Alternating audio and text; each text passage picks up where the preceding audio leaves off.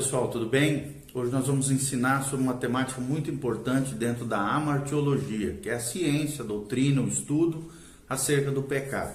Nós vamos falar sobre o pecado herdado, tá bom? E nós vamos iniciar com uma breve definição.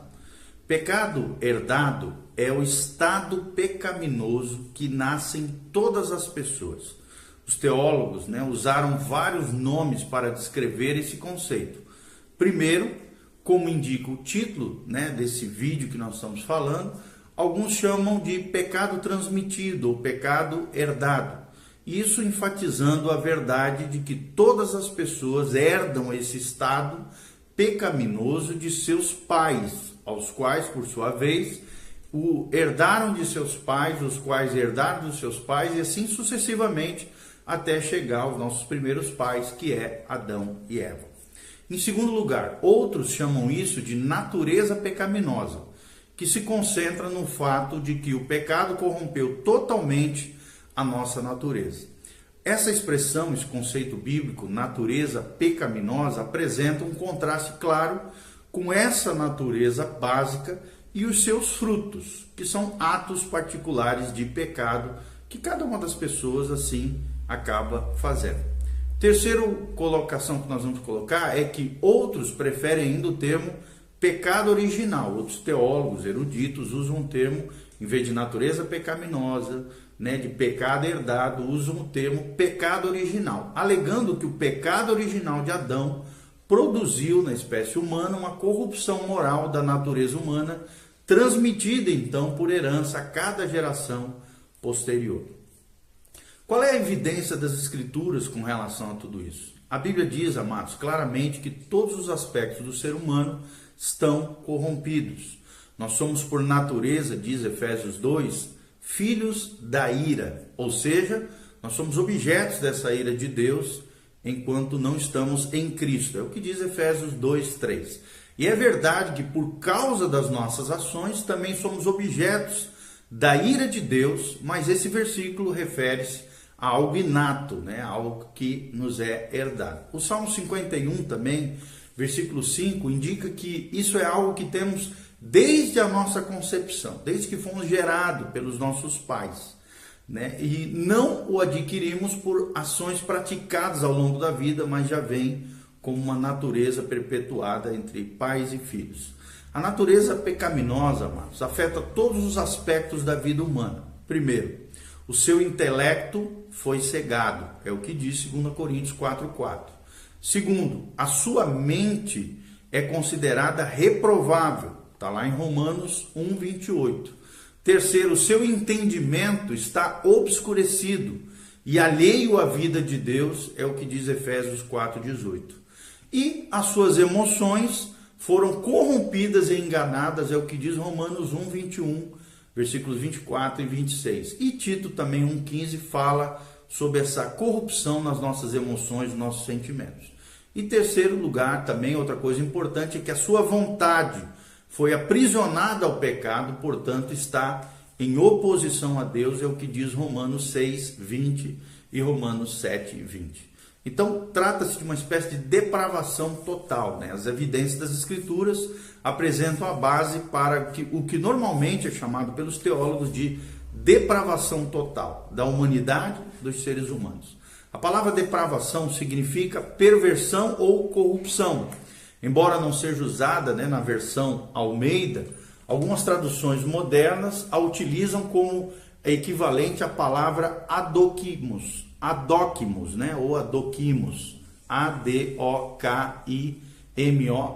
Lá em Romanos 1,28 usa esse termo especificamente. Essa expressão grega tem a ideia de ser reprovado em um teste e fornece aqui uma indicação de como definir o conceito de depravação.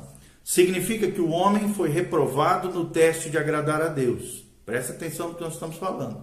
Denota também a sua absoluta falta de mérito perante o Senhor. E essa falha é total, pois, em primeiro lugar, afeta todos os aspectos da vida humana e, em segundo lugar, atinge todas as pessoas. Então, de maneira negativa, o conceito de depravação total não significa que primeiro lugar, toda pessoa demonstra sua depravação de maneira tão completa quanto poderia. Em segundo lugar, os pecadores não têm consciência ou indução natural a respeito de Deus. Não é algo que brota naturalmente dela, não. Terceiro lugar, os pecadores incorrerão em todas as formas de pecado, e é o que a prática revela e mostra, né? Em quarto lugar, as pessoas depravadas não fazem coisas boas aos olhos dos outros ou aos olhos de Deus. Então, com certeza, a depravação total significa, em primeiro lugar, que a corrupção estende-se em todos os aspectos e faculdades da vida humana. Em segundo lugar, é muito importante a gente compreender que não existe nada em pessoa alguma que faça com que ela seja aceita, né, por um Deus justo. Não há nada que a gente possa fazer, né, que me torne melhor ou pior. Não, a gente já está no estádio de depravação total. E essa depravação total deve sempre ser avaliada em contraste com a santidade de Deus. Então, quando nós contrastamos com a santidade de Deus, nós vemos que estamos muito aquém, né, das exigências da santidade de Deus. Então, existe a bondade também relativa nas pessoas, é claro, que são capazes de fazer boas obras apreciadas por outros, mas nada que alguém possa fazer conquistará para si a salvação por méritos humanos ou por méritos próprios, nem garantirá o favor dos olhos de um Deus que é santo e perfeito, tá bom? Outra coisa muito importante, quais são as penalidades ligadas ao pecado herdado? O que vem como consequência por causa do pecado herdado dessa temática que nós estamos abordando? Primeira é a morte espiritual, que é a penalidade relacionada ao pecado herdado, pecado original ou a natureza pecaminosa, como nós já falamos. De maneira particular, ao pecado herdado, né, por nós, como nós estamos falando aqui. A morte sempre indica algum tipo de separação. Logo, a morte espiritual significa a separação da vida de Deus em nossa vida atual, é o que diz Efésios 2, de 1 a 3. Se essa condição, né, espiritual das pessoas continuar imutável durante toda a vida, então ocorre a morte eterna, ou o que Apocalipse 20, 11 a 15 chama de segunda morte. Por exemplo, flores colhidas, né, servem como uma boa ilustração dos seres humanos que fazem boas coisas e mesmo assim estão espiritualmente mortos. Uma flor que desabrocha, por exemplo, embora tenha sido cortada, está viva ou morta? Aparentemente parece que está viva, né? No início ela parece bonita, né? Tem cheiro bom, junto com outras flores, pode até ornar a mais bela casa, a igreja, um evento que você está fazendo, parece estar viva, tem utilidade, mas na verdade ela já está morta porque foi desligado da planta, foi separada da vida que estava na planta que a produziu. Então, a essa altura, nossa ilustração termina, pois não é possível dar a essa flor vida nova e eterna, algo que somente Deus é capaz de fazer por todos aqueles que creem em Jesus Cristo como Senhor. Outra coisa muito importante, além dessa ilustração da flor, né, que foi arrancada da planta, é a questão da transmissão do pecado herdado. O próprio título, né, já indica como o pecado original é transmitido de uma geração para outra e para a seguinte geração, né, e assim sucessivamente. Nós herdamos o pecado de nossos pais como eles os herdaram dos seus pais, e tem sido assim desde Adão e Eva. Após eles terem pecado, só seriam capazes de procriar e de gerar criaturas em iguais condições. Ou seja, seus filhos eram pecadores desde o nascimento. É o que nós vemos em Gênesis 4:1, no Salmo 51, versículo 5, e em Romanos 5:12. Isso significa que todo aquele que já nasceu neste mundo é pecador, a não ser Jesus, é claro, que nasceu de forma milagrosa, sobrenatural, gerado pelo Espírito Santo. Então, ninguém dos seres humanos, além de Jesus, nasce bom. Tampouco nasceu parcialmente bom ou parcialmente pecador. Todos são igualmente pecadores aos olhos de Deus E se isso não fosse verdade, então os que fossem, digamos, 50% pecadores, precisariam apenas de 50% da salvação provida por Deus. Que nós sabemos que a luz da palavra de Deus não é uma realidade, tá bom? Qual é o remédio para o pecado herdado? Isso é muito importante. Qual é a solução de Deus? A resposta de Deus, o remédio para o pecado herdado. O remédio, amados, é duplo. Em primeiro lugar, a redenção inclui o julgamento da natureza pecaminosa para que o cristão não esteja mais preso ao pecado. Onde é que foi esse julgamento?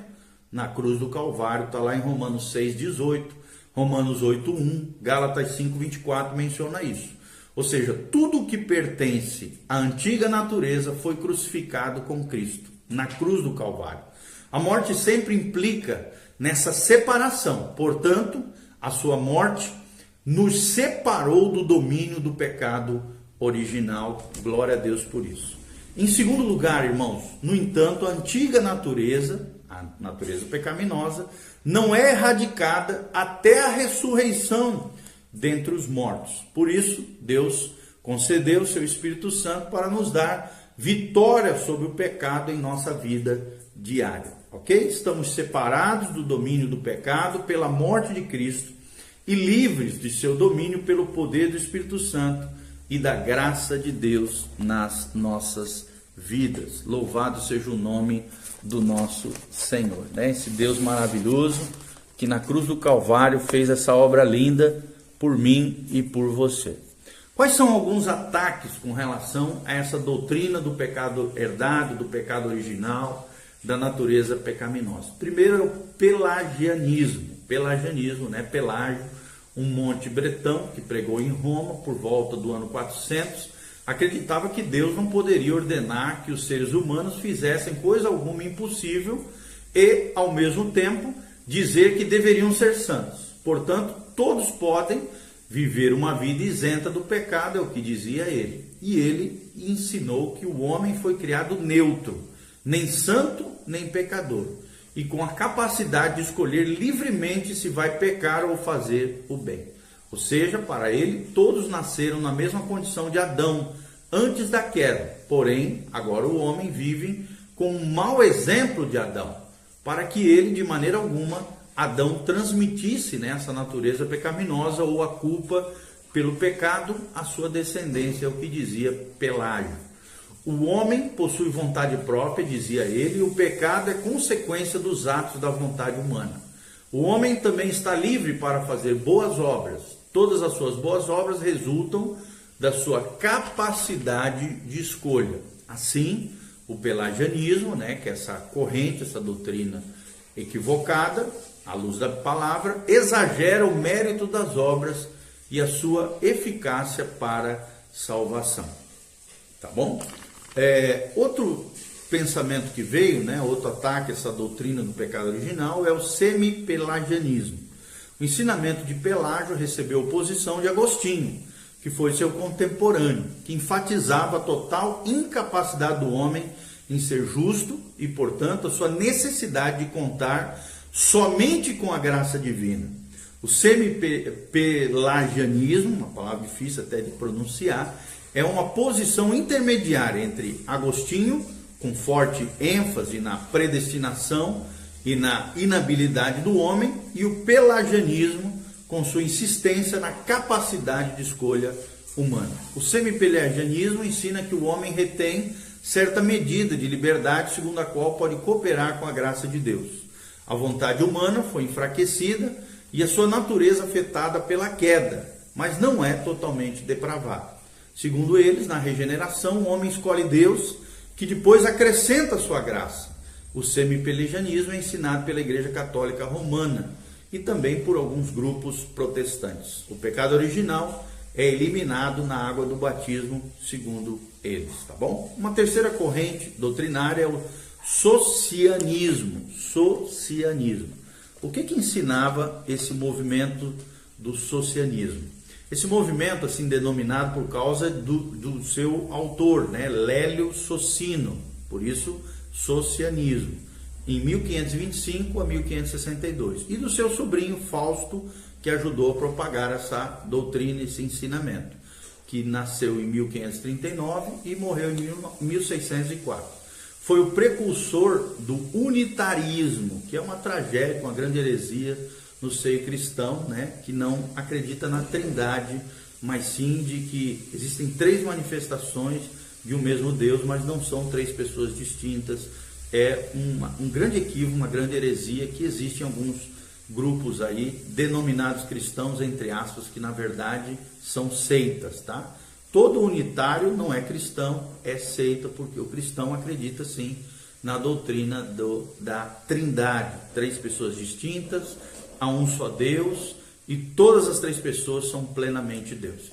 Então, nos seus ensinamentos, né, aqui Lélio Socino, ele inclui a negação da divindade de Cristo. Olha que coisa séria isso. Ele também nega a predestinação, nega o pecado original e fala da inabilidade, e nega também a inabilidade total ou a substituição penal por Jesus de Nazaré. Outro grupo cristão é o arminianismo, tá? Arminianismo, esse é muito comum em várias correntes cristãs, né? Teológicas, evangélicas principalmente, é a opinião de um teólogo chamado Jacobus Arminius, ou Armínio, como é conhecido, em 1560, nasceu e morreu em 1609. Ele não divergia tanto da teologia reformada, tradicional, né? Mas foram seus sucessores que aumentaram essa distância entre esse conceito do pecado original. O arminianismo ensina que Adão foi criado inocente, mas não em estado de santidade. O pecado é um ato da vontade, herdamos essa poluição de Adão, mas não a culpa ou uma natureza pecaminosa. O homem não é totalmente depravado, o homem tem a capacidade de fazer o bem e de se conformar à vontade de Deus em sua vida para ser perfeito. E a vontade humana é uma das causas da regeneração.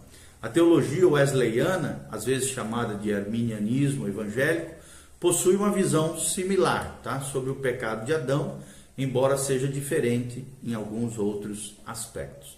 E existe também um outro posicionamento teológico, que é a neo-ortodoxia, ou a ortodoxia nova, né? Atual, liberal, vamos dizer assim. Em geral, a neo-ortodoxia leva o pecado muito a sério. Ele é definido como algo que traz com que nos voltemos para nós mesmos e não para Deus. Contudo, o relato do pecado de Adão em Gênesis 3 não é visto como um fato histórico que ocorreu em um tempo e um lugar determinado. Adão, para eles, né, para os neo-ortodoxos, não era um ser verdadeiro que de fato viveu na terra, embora representasse o homem em todos os estágios do seu desenvolvimento. Então a história da queda de Adão é a história de todos nós, dizem eles, da neo-ortodoxia. E com esse tipo de visão da história bíblica, não pode haver uma conexão entre o pecado de Adão e a sua descendência, é o que ensinam eles, tá bom? Então, nós passamos aqui os vários posicionamentos teológicos com relação ao pecado herdado, tá? Ao pecado original ou à natureza pecaminosa. Esperamos de alguma maneira ter contribuído para o seu conhecimento teológico, lembrando sempre que sim, nós somos pecadores, que sim, nós herdamos o nosso pecado dos nossos pais representativos, Adão e Eva. Eu creio que Adão e Eva, e é o que a Bíblia ensina, são seres literais que existiram na história e que, através do pecado herdado de Adão, nós precisamos da salvação em Cristo Jesus. Somos pecadores que necessitamos da graça de Deus mediante a fé, e sim, nós cremos nessa questão toda que estamos falando, desse pecado herdado, do pecado original. Eu creio em tudo isso, eu creio na natureza pecaminosa, que precisa ir para a cruz, como nós ensinamos, que precisa ir para a cruz, que Jesus teve que morrer na cruz no nosso lugar para que fôssemos salvos, e graças a Deus por isso, pela graça de Deus somos salvos mediante a fé em Cristo Jesus. Não é por obras, mas a justificação é pela fé. Glória a Deus, louvado seja o Senhor por tudo isso, tá bom? Então esperamos que você aprenda mais sobre isso, trate o pecado como pecado e não apenas como um problema.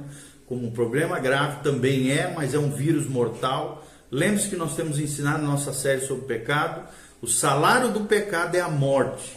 Pode ser morte física e produz a morte física, morte emocional, morte na alma, e morte espiritual, como nós falamos, é a segunda morte. Se você não confessar o seu pecado, se arrepender de coração, com o coração contrito, e não abandonar as práticas pecaminosas, infelizmente você irá experimentar a segunda morte de Apocalipse, tá? E não é o que Deus quer. Deus quer salvar a todos. Deus não quer que nenhum se perca, diz a Bíblia Sagrada, mas que todos cheguem ao pleno conhecimento de Jesus Cristo, a salvação que Ele nos oferece pela graça de Deus e através de Jesus, tá bom? Que Deus os abençoe, que a graça de Deus venha sobre vocês. Louvado seja o nome do Senhor. Clique aqui embaixo no link, siga as nossas redes sociais, se você quiser exercer generosidade, que tem como fazer isso na expansão, na pregação do Evangelho. Deus abençoe sua vida, sua casa, sua família. Cuida com o pecado, vigie, seja sóbrio, vigilante. Jesus está voltando. Maranata, vem Senhor Jesus. Põe em ordem a tua casa, se santifique, se consagre. Jesus está voltando. Louvado seja o nome do Senhor. Deixe seus comentários, faça sua pergunta. Nós estamos aqui para te ajudar a crescer e florescer no Senhor.